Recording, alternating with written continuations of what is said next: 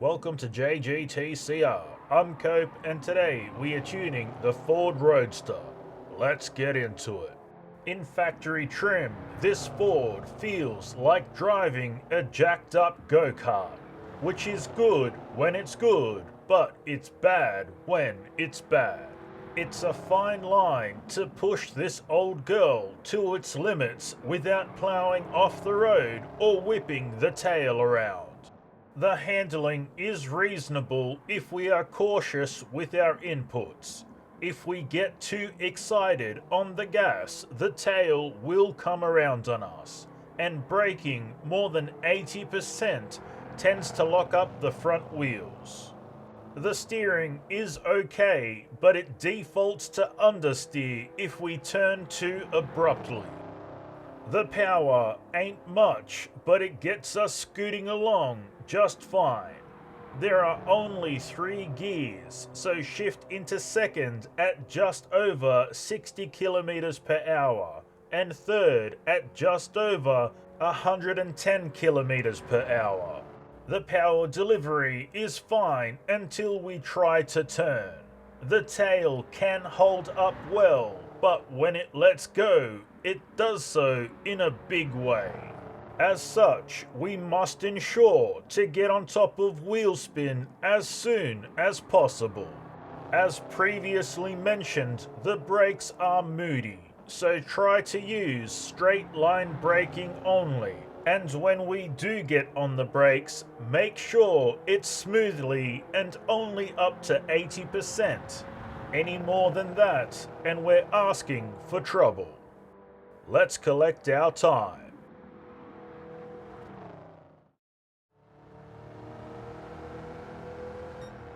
8 minutes, 54.9 seconds. And now, the race tune.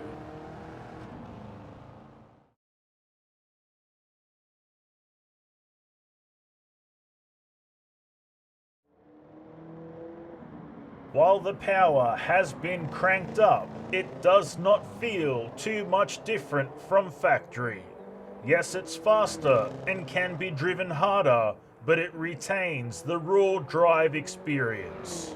The handling is reasonable and holds the road well, but at its limits, it's just as understeery and snappy as factory.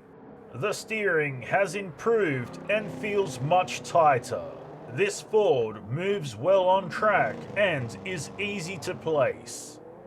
The power still has that old school, rough, raw feeling and sound to it. It feels a bit sluggish running through the gears, but it still hauls donkey. The brakes work well, but still have that plow feeling to them. Running the brake bias at 3 points to the rear takes some of the pressure off the front brakes if it interferes with driving. Let's collect our time. 6 minutes, 46.6 seconds. And now, the drift tune.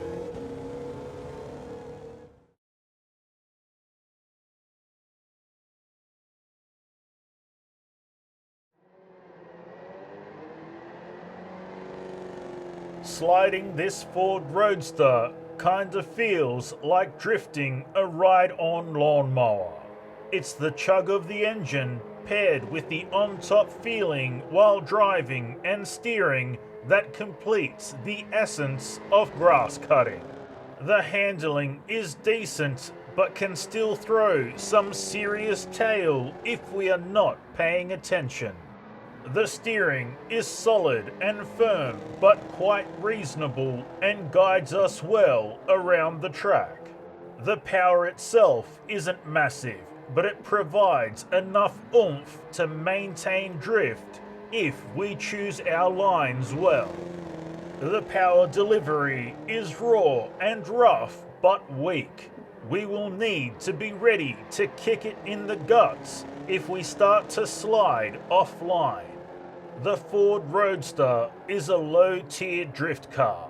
but it does considerably well considering how little it has in the way of a support network via modification and tuning.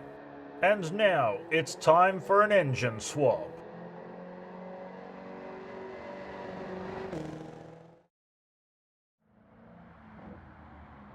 We didn't expect too much from the stock swap setup in this Ford, and we were not surprised or disappointed with our prediction.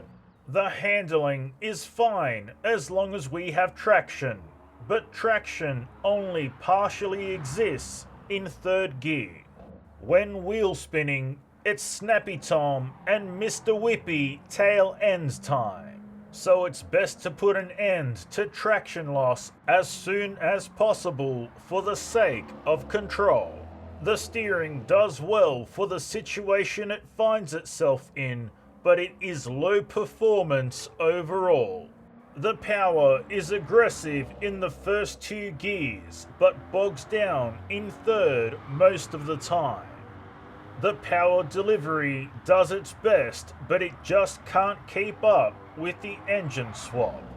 It is drivable if you know how to counter steer properly. If not, then just throw it in third and drive it like an auto. The brakes work, kind of, but are a bit spongy, and we still have to watch out for Mr. Plowing on full brakes. Let's collect our time.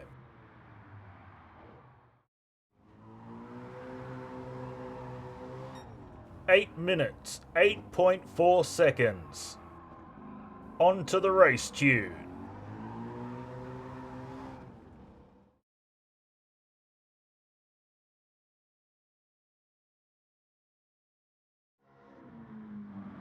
While it may be fast, it's not a fun drive from this engine-swapped Roadster.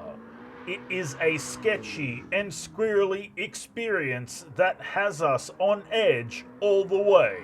The handling is as twitchy as a junkie tweaking for the next hit. The steering is attentive, but it is a double-edged sword. It's good for cornering, but absolute chaos for counter-steering when drifts occur. The power is boggy down low and peaky up high in the RPM. This makes it hard to nail down a good tactic to get traction. This Roadster winds through the gears decently in straight lines, but when we turn even the slightest bit, the tail end is open for slide business. The power delivery is aggressive, especially in the top end. The ballast over the rear helps keep better traction, and the gearing has taken some of the bite out of the tail end. Unfortunately, it is still there, patiently waiting for us to get too ambitious, and then it strikes. Plenty of throttle modulation and feathering of inputs is needed to make this Ford move quickly and controllably on track. The brakes are very bad at slowing us down, and we can easily overshoot turns. So brake early, brake well, and brake long. Let's collect our time.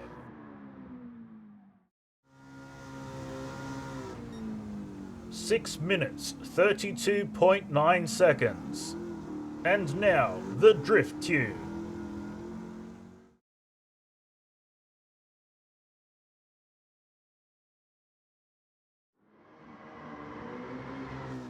The engine swap provides a more refined powerhouse for us to utilize, making this Ford Roadster more malleable and reliable while drifting. The handling is more crisp and attentive, giving us better overall control. The steering obeys our commands well with next to no resistance, making placement on track effortless.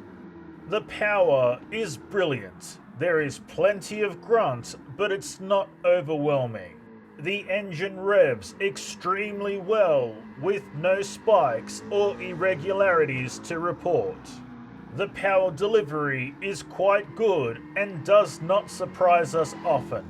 When it does, it's usually in the form of locking the front wheels in, as we have let the wheel speed get away from us. This Ford Roadster is a decent enough drift car with some very old school Flavor Flav sprinkled on top. And that's all we have for you today, so until next time, keep racing!